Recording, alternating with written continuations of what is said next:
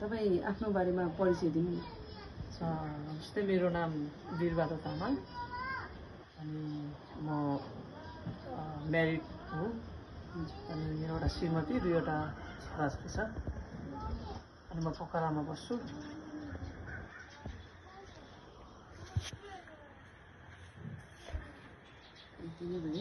तपाईँ चाहिँ यो अब मैले चाहिँ कन्भर्सनको बारेमा सोध्ने हो कि तपाईँलाई।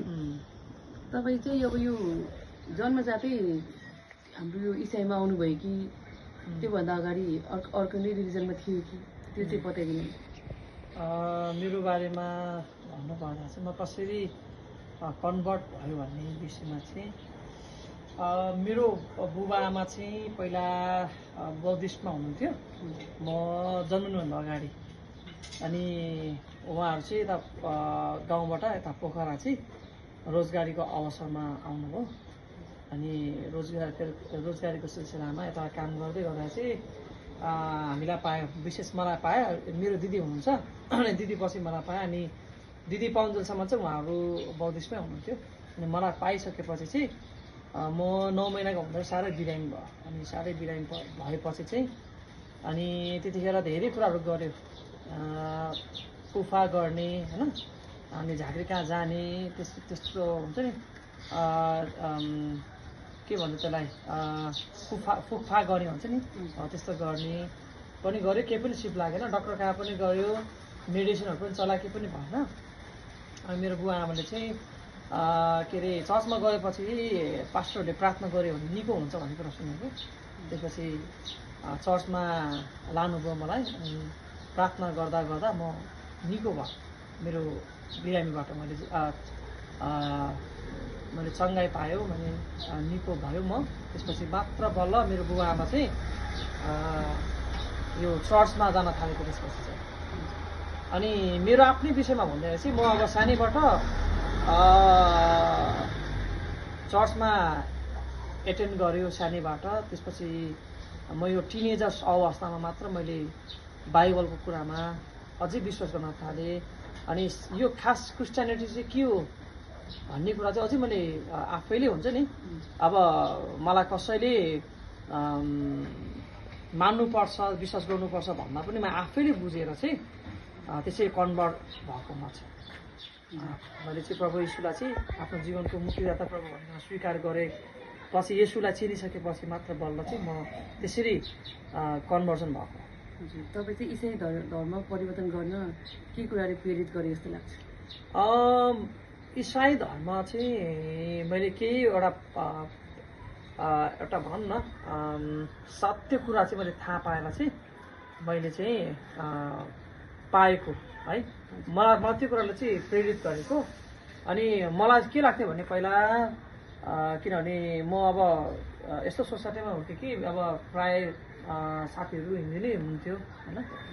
अनि हामी चर्चमा जान्थ्यो। अनि मलाई यस्तो लाग्थ्यो कि हामी सबै एउटै हो। अनि एउटै हामी जहाँ गए पनि हामी एउटै ठाउँमा पुग्ने हो भन्ने कुरा चाहिँ मलाई लाग्थ्यो। म आफै पनि कति यो हाम्रो हिन्दू साथीहरूको कति यो हुन्छ नि, यो चाडपर्वहरूमा आफै पनि सामेल हुने त्यस्तो गर्थ्यो है। अनि मलाई त्यति साह्रो हुन्छ नि क्रिस्चियनिटीको विषयमा चाहिँ थाहा थिएन। तर मैले बाइबल पढ्दै जाँदाखेरि चाहिँ मैले चाहिँ मुक्तिको विषयमा मैले विशेष गरी थाहा गर्ने मौका पाएँ है। अनि प्रभु येशू ख्रीष्टलाई मैले विश्वास गरेँ भने मेरो पाप क्षमा हुन्छ। अनि पाप क्षमा पश्चात चाहिँ मैले मुक्ति पाउँछ भन्ने कुरा चाहिँ मैले थाहा गरेर चाहिँ मैले त्यो कुराले मलाई प्रेरित गर्यो कन्भर्जन हुनको लागि चाहिँ म येशूलाई विश्वास गर्छु भनेर। अब यो तपाईँ इसाई धर्म परिवर्तन गर्नुभयो नि, त्यसपछि तपाईँको तामाङ संस्कृति र परम्परामा त्यो हेर्ने नजरिया विचार कस्तो भयो तपाईँको? तामाङ संस्कृतिहरूको बारेमा चाहिँ अब तपाईँको सोचाइ कस्तो भयो? अब म सानैबाट हामी त्यति साह्रो भनौँ न कल्चरलको कुराहरूमा चाहिँ, सांस्कृतिक कुराहरू त्यति साह्रो इन्गेज भएन। किनभने म क्रिस्चियन परिवारमा भएको कारणले गर्दा। हुन त म मेरो आफ्नो तामाङ संस्कृतिलाई कति कुराहरू मैले एडप्ट गर्न सक्ने कुराहरू चाहिँ मैले गर्छु है। तर कति हुन्छ नि कल्चरहरू चाहिँ जुन कल्चरहरू चाहिँ जो एउटा धार्मिक कुरासँग जोडिएको छ त्यो कुराहरूमा चाहिँ म सामेल हुँदिनँ। अनि भन्नुको मतलब चाहिँ मैले एउटा छुट्टै एउटा भनौँ न सेपरेसन हुनुपर्ने कुरा होइन, हुन्छ नि, म भिन्नै हुनुपर्छ भन्ने कुरा होइन। हामीलाई समाज चाहिन्छ, हामी समाजमा पनि रहनुपर्छ।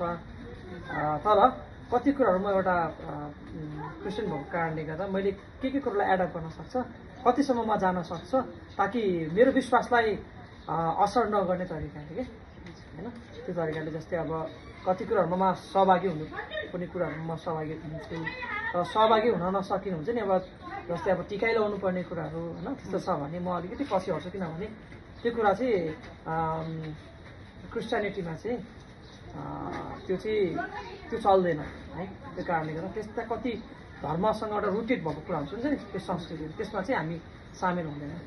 तर कति कल्चरल कुराहरूमा चाहिँ हामी पनि अब सामेल हुन्छौँ, कति भाग लिन मिल्ने खालको, सहभागी हुन सक्ने खालको कुराहरू त हामी त्यसमा सहभागी हुन्छौँ। तपाईँको परिवार साथीभाइले तपाईँको धर्म परिवर्तनप्रति कस्तो प्रतिक्रिया देखाउनु भयो, अनि तपाईँको समुदायमा कुनै चुनौती वा समर्थन कस्तो गर्नुभयो, अनुभव भयो, आफ्नो अनुभव सुनाउनु। अब मेरो यहाँ सोसाइटीमा हेर्दै गर्दा चाहिँ त्यति साह्रो हामीलाई खेदो गर्ने होइन, हेला गर्ने त्यस्तो किसिमको त छैन यहाँ। त्यसमा हामी सबैजना एकtai अर्काको धर्मलाई रेस्पेक्ट गरेर हामी मिलेर बस्दै आएका छौँ। अनि अहिलेसम्म त्यति साह्रो चाहिँ त्यस्तो किसिमको दबाब हुन्छ नि, तिमीले धर्म परिवर्तन गर्यो होइन भन्ने कुरा चाहिँ